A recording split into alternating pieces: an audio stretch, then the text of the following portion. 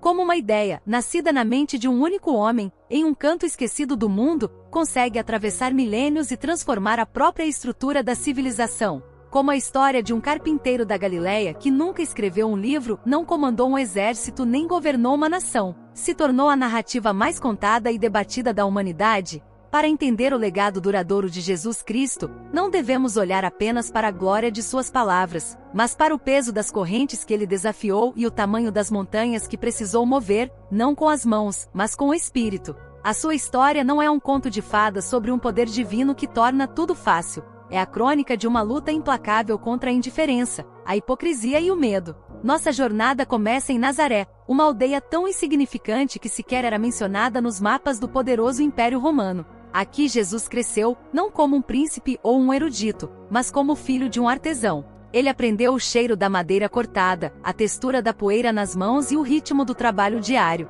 Por 30 anos, sua vida foi um sussurro, uma existência comum e anônima. Ninguém imaginaria que por trás daquele rosto comum, queimava uma convicção capaz de incendiar o mundo. O primeiro obstáculo de Jesus de Nazaré não foi um inimigo poderoso, mas o completo anonimato. Ele era um ninguém, vindo de lugar nenhum. E para um mundo que só ouvia generais e imperadores, a voz de um carpinteiro era apenas silêncio. Quando ele finalmente iniciou sua vida pública por volta dos 30 anos, o cenário que encontrou era um barril de pólvora. A Judéia era uma província ocupada, fervilhando de ressentimento contra a mão de ferro de Roma. O povo ansiava por um Messias, um libertador prometido que, segundo a crença popular, chegaria como um rei guerreiro com espada e fogo, para esmagar os opressores e restaurar a glória de Israel. E então surge Jesus, falando não de guerra, mas de perdão.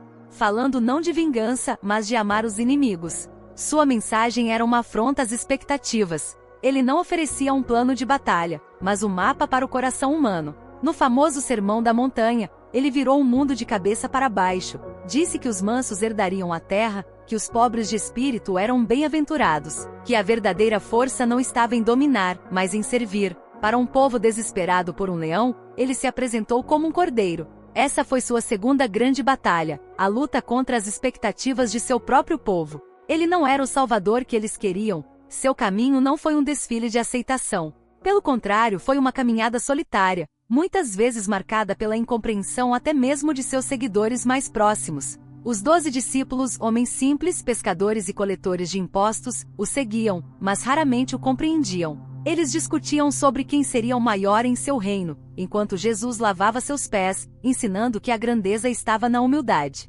Eles queriam posições de poder, e ele lhes falava sobre o grão de mostarda. Eles viam os milagres de Jesus, a multiplicação dos pães, a cura dos doentes, o acalmar da tempestade, como demonstrações de poder para validar sua autoridade. Mas para Jesus cada milagre era uma lição sobre compaixão. Ele não curava para impressionar, mas porque via o sofrimento e se importava. A dificuldade de ser um líder visionário é que muitas vezes, você é o único que consegue ver o destino final. Para seus seguidores o caminho era confuso, assustador e cheio de dúvidas. Essa solidão de propósito foi uma de suas mais profundas adversidades. Ao mesmo tempo, uma oposição muito mais perigosa crescia. As autoridades religiosas da época, os fariseus e saduceus, viam Jesus não como um enviado de Deus, mas como uma ameaça existencial. Ele desafiava suas tradições, curando no sábado e associando-se com os marginalizados da sociedade, os leprosos, os cobradores de impostos, as mulheres consideradas impuras.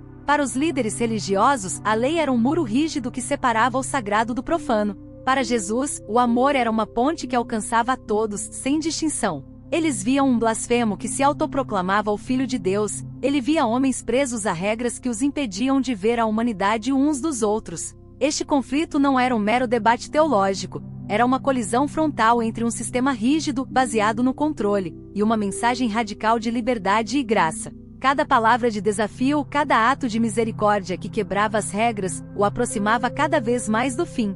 Eles não queriam apenas silenciá-lo, queriam apagá-lo. O clímax de sua jornada se deu em Jerusalém, o coração do poder político e religioso. Ele entrou na cidade não em uma carruagem de guerra, mas montado em um jumento, um símbolo de paz e humildade. Foi um ato deliberado, uma declaração final de que seu reino não era deste mundo. Ali no templo, o centro da vida judaica, ele realizou seu ato mais provocador. Derrubou as mesas dos cambistas, acusando-os de transformar a casa de seu pai em um covil de ladrões. Naquele momento, Ele assinou sua própria sentença de morte. A conspiração se fechou ao seu redor. Traído por um de seus próprios discípulos, Judas, por 30 moedas de prata, ele foi preso à noite, longe dos olhos da multidão que poderia defendê-lo. O que se seguiu foi uma farsa de justiça.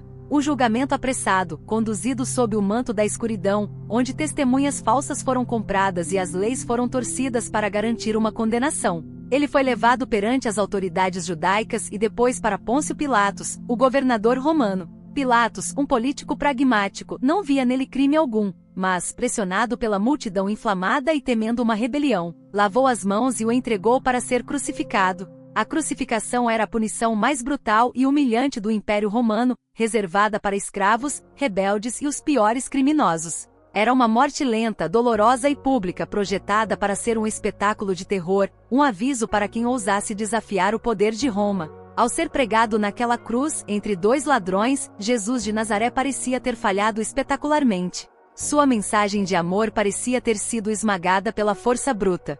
Seus seguidores estavam dispersos, escondidos, aterrorizados. O homem que prometeu um reino eterno estava morrendo como um criminoso comum, abandonado por quase todos. A escuridão que caiu sobre a terra naquele momento parecia ser a vitória final do ódio sobre a esperança.